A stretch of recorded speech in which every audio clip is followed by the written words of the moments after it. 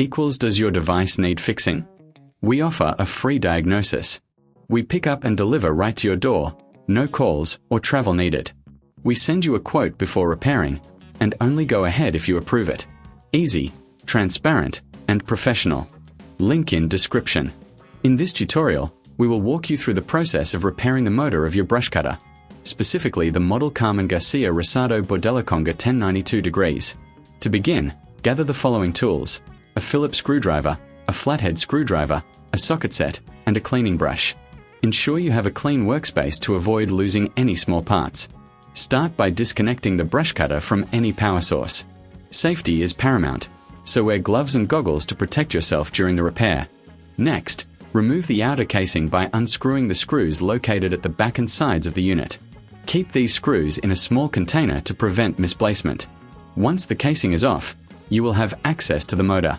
Inspect the motor for any visible damage or wear.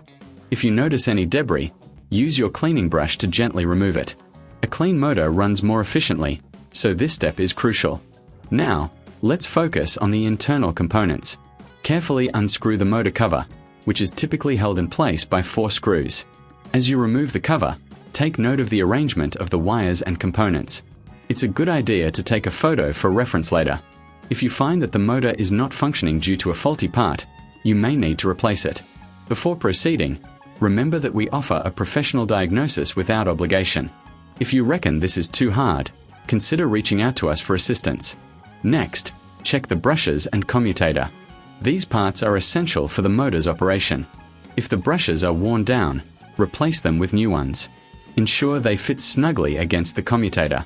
If you're unsure about the replacement process, we can provide a quote before repair, ensuring you know the costs upfront. After replacing any faulty components, reassemble the motor by reversing the steps taken earlier.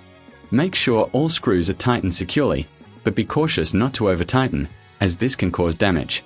Once the motor is reassembled, it's time to test it. Reconnect the power source and start the brush cutter. Listen for any unusual sounds, which may indicate further issues. If everything sounds good, congratulations. You've successfully repaired your brush cutter's motor. If you encounter any problems during the testing phase, remember that we offer pickup and delivery at your home. This service means no calls, no travel, and you can have your brush cutter professionally serviced without any hassle. Finally, ensure to clean your tools and workspace after completing the repair. Regular maintenance of your brush cutter will prolong its life and enhance its performance. Thank you for following this guide, and happy cutting. Does your device need fixing? We offer a free diagnosis. We pick up and deliver right to your door, no calls or travel needed.